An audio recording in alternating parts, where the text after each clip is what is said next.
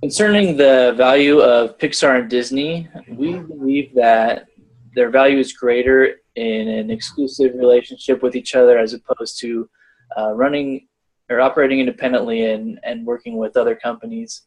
The reason that we believe this is because each of these companies could add more unique value to each other than the other competing companies.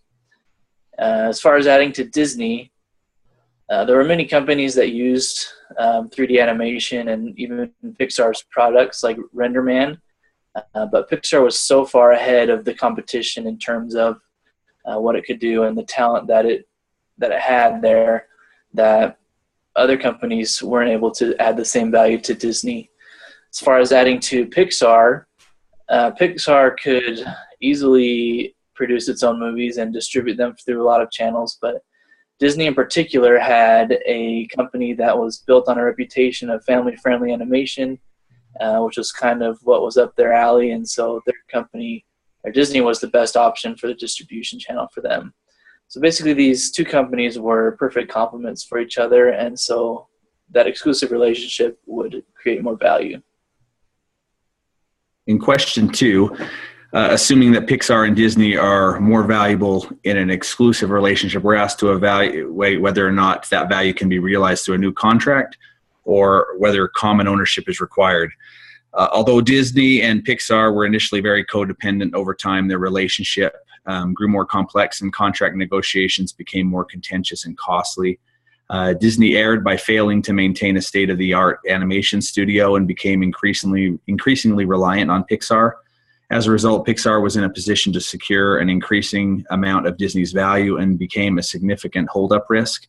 As their relationship evolved, the amount that each party relied on the other was thrown out of balance, resulting in a shift in bargaining power and a situation where each party was likely to overvalue its contributions to the relationship. This made future contract negotiations significantly more difficult, and under the circumstances, common ownership was the best way to maximize value. Okay, for number 3, our recommendation for Bob Eager and his team is to support a new team and mentor for both Disney and Pixar to agree and follow, building on each other's strength and figuring out a common process in their work. There are some very common values and goals that they both share, and particularly having an open and collaborative environment, and also incorporating Pixar's 3 basic principles. Everyone must have the freedom to communicate with anyone. It must be safe for everyone to offer ideas and to stay close to innovations happening in the academic community. And also allowing Pixar to take over the sequels. Our challenges are including working with Steve Jobs, addressing the aftermath effects of Eisner leaving the company, by addressing these challenges head-on and being transparent with the employees, engaging with Steve Jobs on a team approach, and then working on a solution that will be effective across board. I think it's really important for Steve Jobs to join the new vision and mission in order to be successful. So the ultimate question is whether or not Disney should acquire Pixar. And the answer we came up with is yes, they should. Right now, Pixar is doing amazing on their own. They have a very good studio. They have been pounding out the successes. And Disney on its own has not. They have not had a really good hit since pretty much Lion King back in '94. Disney really needs Pixar in order to turn things around. Pixar has offers on the table from many different studios. Basically, they're not going to negotiate a new deal with Disney or with Disney. It's going to have to be an acquisition or nothing.